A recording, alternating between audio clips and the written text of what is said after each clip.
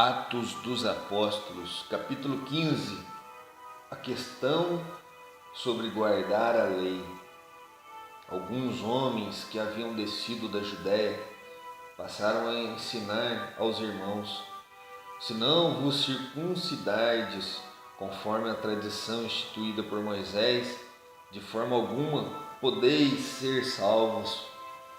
Por este motivo, Paulo e Barnabé tiveram uma acirrada divergência com eles, e os irmãos decidiram que Paulo e Barnabé, juntamente com outros, deveriam subir até Jerusalém e tratar desta questão com os apóstolos e com os presbíteros. A igreja os enviou e, quando estavam atravessando a Fenícia e Samaria, compartilharam como havia acontecido a conversão dos gentios. Notícias essas que alegraram sobremaneira o coração de todos os irmãos.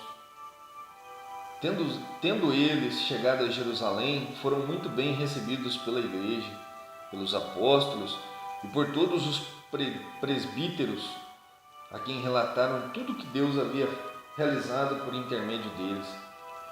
Entretanto, alguns do grupo religioso dos fariseus que tinham crido levantaram-se protestando: é necessário circuncidá-los e ordenar-lhes expressamente que observem toda a lei de Moisés. O concílio de Jerusalém. Diante disso, os apóstolos e os presbíteros se reuniram para deliberar sobre a questão imposta. Depois de um grande debate, Pedro tomou a palavra e ponderou-lhes: irmãos, vós sabeis que desde há muito tempo Deus me escolheu dentre vós para que, por meu intermédio, ouvissem os gentios a palavra do Evangelho e crescem. E Deus, que conhece os corações, testemunhou em benefício deles, concedendo-lhes o Espírito Santo, da mesma forma como o deu a nós. Não fez qualquer distinção entre os gentios e nós outros, purificando o coração deles pela fé. Agora, pois, por que quereis tentar a Deus, colocando sobre as costas dos discípulos uma carga que nem nossos antepassados, nem nós mesmos conseguimos suportar? De modo algum. Cremos que somos salvos pela graça do Senhor Jesus, exatamente do mesmo modo que os gentios também. A palavra de sabedoria de Tiago. Então, toda a assembleia ficou em silêncio, enquanto ouvia Barnabé e Paulo relatando todos os sinais miraculosos e prodígios que, por meio deles, Deus realizara entre os gentios. Quando acabaram de compartilhar, Tiago pediu a palavra e arrazoou-lhes: irmãos, ouve-me. Simão narrou como primeiramente Deus foi ao encontro dos gentios para edificar dentre eles um povo consagrado ao seu nome. E com isso, então, de pleno acordo às palavras dos profetas, como está escrito: depois disso voltarei e reconstruirei a tenda de Davi que está caída, edificarei as suas ruínas e tornarei a levantá-la, para que o restante das pessoas busque ao Senhor, sim, todos os gentios sobre os quais é invocado o meu nome. Diz o Senhor, que fez essas realizações desde os tempos antigos.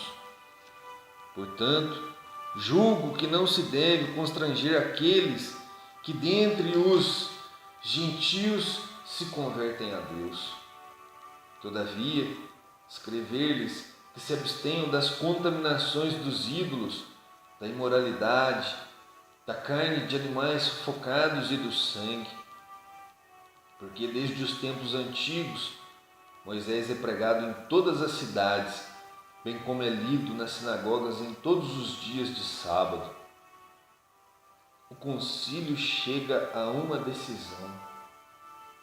Então, os apóstolos e os presbíteros, com toda a igreja, decidiram escolher alguns dentre eles e enviá-los para Antioquia com Paulo e Barnabé. escolheram Judas, chamado Barsabás, e Silas, 2 líderes entre os irmãos, e por intermédio deles mandaram a seguinte carta: os apóstolos e os irmãos presbíteros, aos irmãos dentre os gentios que estão em Antioquia, na Síria e na Cilícia, saudações. Desde que soubemos que alguns saíram de entre nós, sem nossa permissão, e vos têm constrangido por meio de suas palavras, confundindo-vos a mente, pareceu-nos bem, havendo chegado a um consenso, selecionar alguns homens e enviá-los com os nossos amados Barnabé e Paulo, homens que têm colocado suas vidas em risco pelo nome de nosso Senhor Jesus Cristo. Portanto, estamos enviando Judas e Silas para confirmarem com suas palavras o que vos estamos escrevendo, porque pareceu bem ao Espírito Santo e a nós não vos impor maior encargo além destes preceitos necessários, que vos abstenhais de alimentos sacrificados aos ídolos, do sangue, da carne de animais estrangulados e da imoralidade sexual. Fareis muito bem se vos guardardes desses procedimentos, pois desejamos que tudo de bom vos aconteça. A decisão é recebida com alegria. E tendo-se despedido, desceram-se a Antioquia, onde reuniram a igreja e entregaram a carta.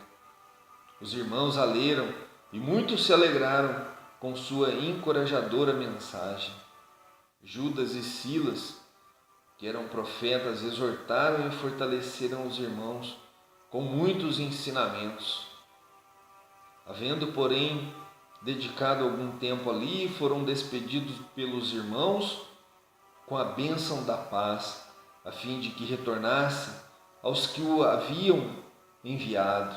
Porém, Silas achou melhor ficar ali.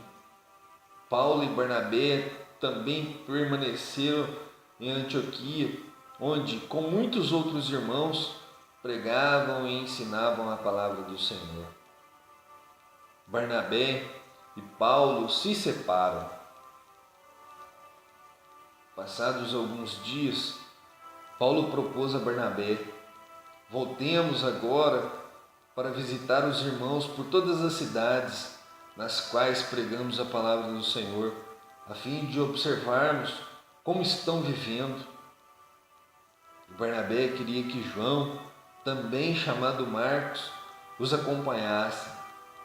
Paulo, entretanto, não conseguia ver razão para levar consigo aquele que desde a Panfilha havia decidido se afastar deles, e não os acompanhara até o fim da missão. Por esse motivo, tiveram um desentendimento tão exacerbado que decidiram se separar. Barnabé partiu, levando consigo Marcos, e navegaram para Chipre. Paulo, no entanto, preferiu a companhia de Silas. Partiu entregue aos cuidados do Senhor pelos irmãos, e assim passou pela Síria e Cilícia, encorajando as igrejas.